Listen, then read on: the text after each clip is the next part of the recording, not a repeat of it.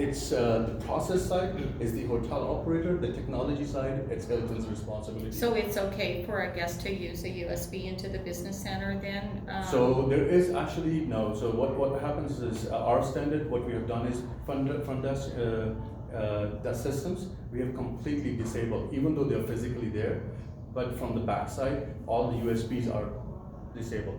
Okay, So no one should be able to actually insert a Okay, thank USB you. drive. That's Okay. normally how you're done. And the business center, what we have done is, actually we have locked down the systems, but we always have to, because the guest still carries USB flash drives. So what we have done is we have used a printer, which does carry, I don't know if you have seen, some of the printers have the USB on top of it. Basically, they don't have to plug it into a system, they can directly go to the printer, put the flash, insert the flash drive on it, and then print out whatever documents they want to print. okay, And also there is a cloud-based print solution available. so which is Guest called Tech Print has protected this? View. I'm sorry? Guest Tech? Guest Tech Uh-huh. protected one. The computers at the business center? No, Guest Tech does not, it's Uniguest. I'm sorry, Uniguest? Yes, it They should have be protected. actually. Uniguest is actually leaving a lot of standards on there, I'm going to discuss that later on. Okay, So Uniguest needs to basically go ahead and change some of the things which needs to be addressed. okay, thank you. Yeah, it's actually, yeah, we do need to address that as well with Uniguest. Okay, And I have another question, because I know in some properties that I've worked at, you're not allowed for guests to fill out credit card authorization forms. You know, because sometimes guests or groups will fill out credit card authorizations forms, they will email or fax those over. And that in some places is not PCI compliant. So let me rephrase that actually a little bit, yes. So third-party credit card authorization needs to be done because it's the requirements. A lot of people want to pay for another person. I would like to pay for Toshi if he's going somewhere. So that's something which you cannot block. The only thing from a PCI compliance standpoint, again, we are not trying to create an environment like how we operate banks, right? So we still are hotel operators. So there are PCI guidelines which actually tells you what your responsibility is in order to protect the sensitive data, but you cannot make 100% breach-proof system. So it's not, so what you're going to do is when you create a third-party credit card authorization, at the bottom of the third-party credit card authorization form, you're going to make sure that you print, please fax this credit card authorization to this fax number. So once you have done that, printed on that third-party credit card authorization, that means you have already taken care of the liability side. So it's the guest, it's the guest discretion to email it to you.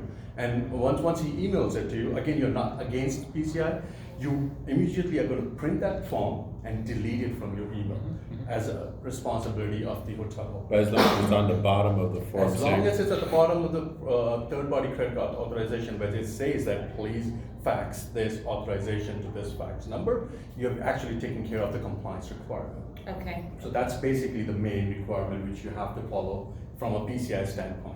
Again, as I said, a lot of people still email it to you. Well, they're not going to because it's their discretion. You cannot stop them. And you cannot say I'm not going to accept the third party. No, you will still. The only thing which you're going to do is once you print it, you're going to have a stamp which is called confidential. Okay, you're going to stamp that confidential, put it in a binder which says confidential binder, and put it in a place where it can only be accessed by people who are supposed to access it. Got it.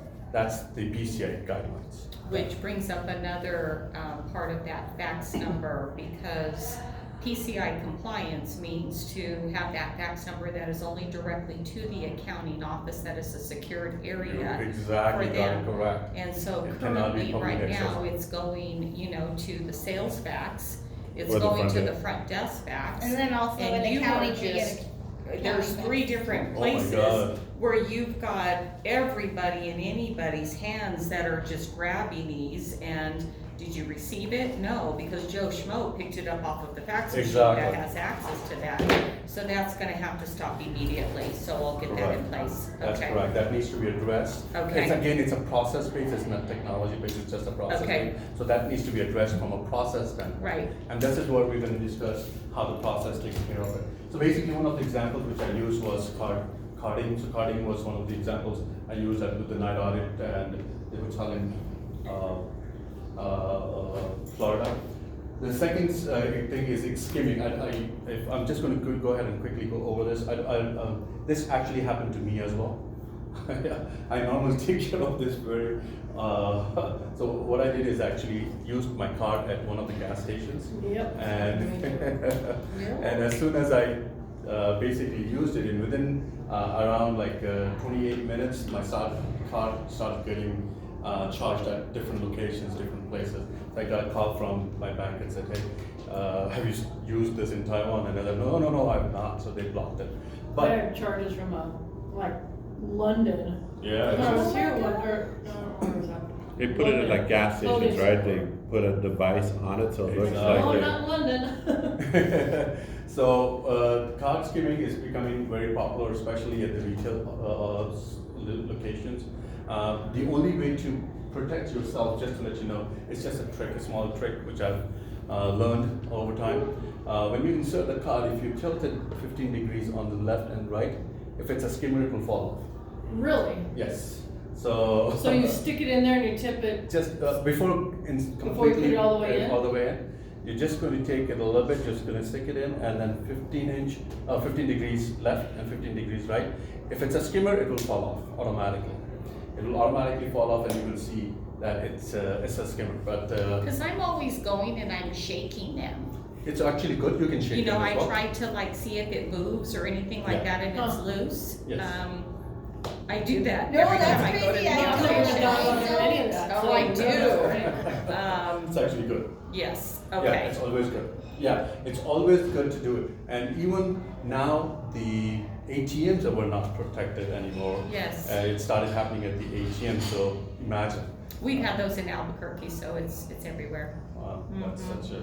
So skimming is actually becoming a very famous, mostly at retailers and not Okay. hotels, but carding is most common found in hotels.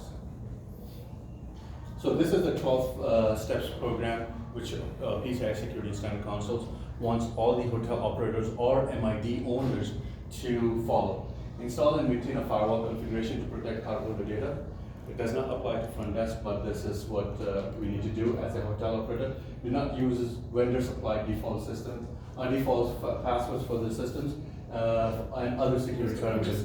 Let me tell you exactly what happens. 4 years back, when I was actually